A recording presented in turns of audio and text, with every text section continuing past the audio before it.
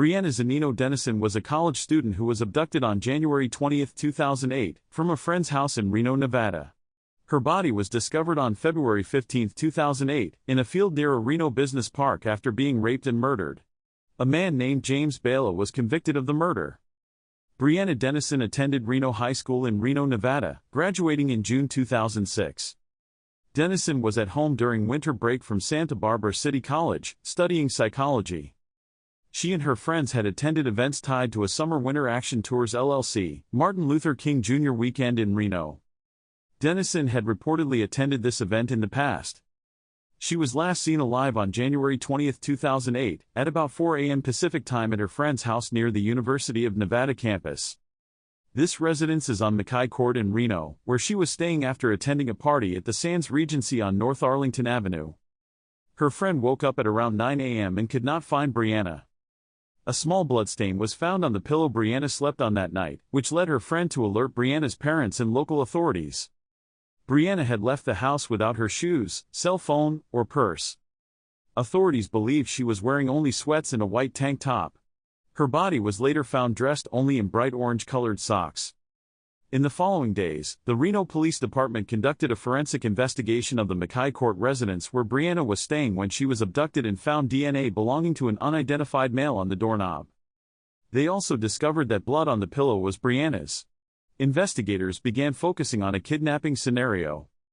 On January 21, 2008, detectives began sweeping the University of Nevada, Reno area in search of Brianna. The FBI also joined in the search efforts. Investigators later learned that the male DNA found on the couch where Brianna was sleeping the night when she disappeared was linked with at least 2 previous sexually motivated attacks in the same area, one on November 13 and the second on December 16, 2007. On January 29, 2008, a Reno woman claimed she knew another victim who said she was raped at gunpoint in a garage on the University of Nevada campus in October 2007 but had not reported the crime. Police began interviewing nearly 100 registered sex offenders who lived within a mile of the Mackay Court home. Around 1,700 volunteers helped with the search of a 100-square-mile area during the time Brianna was missing, including Nevada's then First Lady Dawn Gibbons. On February 15, 2008, Albert Jimenez was returning from his lunch break at a Subway restaurant. As he was walking by the road, he noticed bright orange-colored fabric standing out among a pile of discarded tree limbs lying in a ditch. When he approached closer, he discovered the neon orange socks were attached to feet. What at first he thought was a mannequin turned out to be a deceased woman. Jimenez had heard about Brianna Denison's kidnapping but didn't think the victim resembled photographs he'd seen on billboards. Jimenez didn't have a cell phone, so he quickly returned to his place of employment to call the Reno police.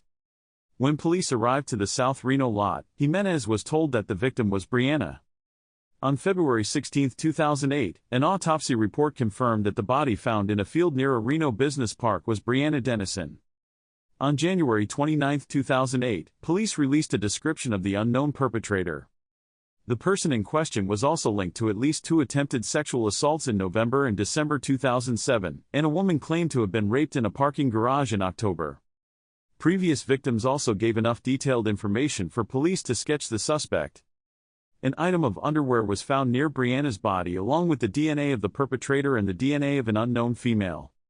Police said that the clothing item did not belong to Brianna and that it might have been left near her body to taunt the investigators. Police asked that anyone who recognized the clothing item as theirs come forward as they might know the identity of the perpetrator.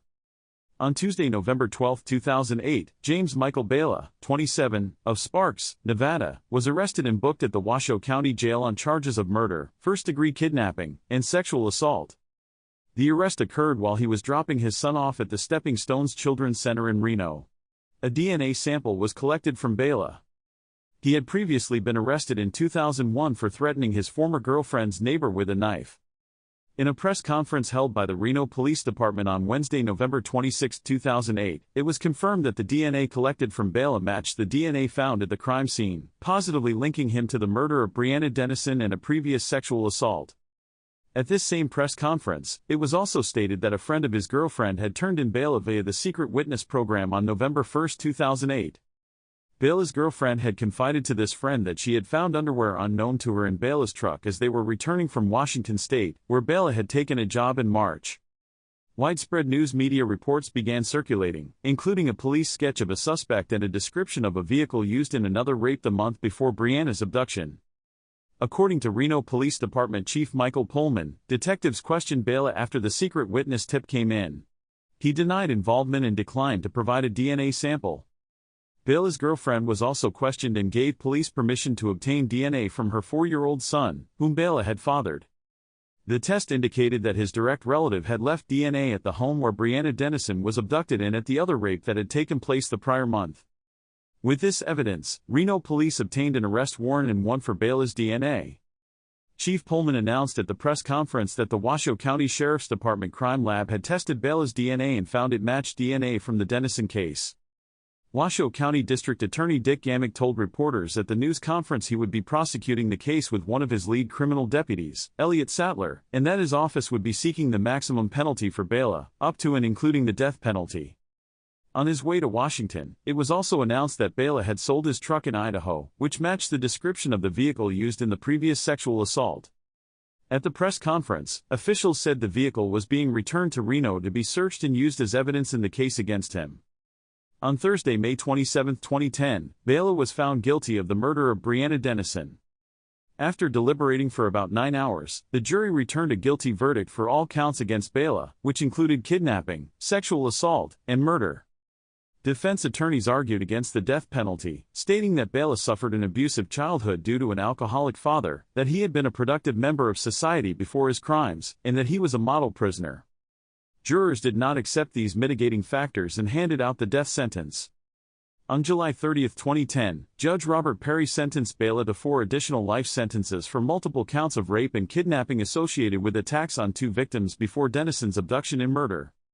Bela has appealed to the Nevada Supreme Court to reverse the denial of his 2012 writ of habeas corpus by the Washoe County 2nd Judicial District Court.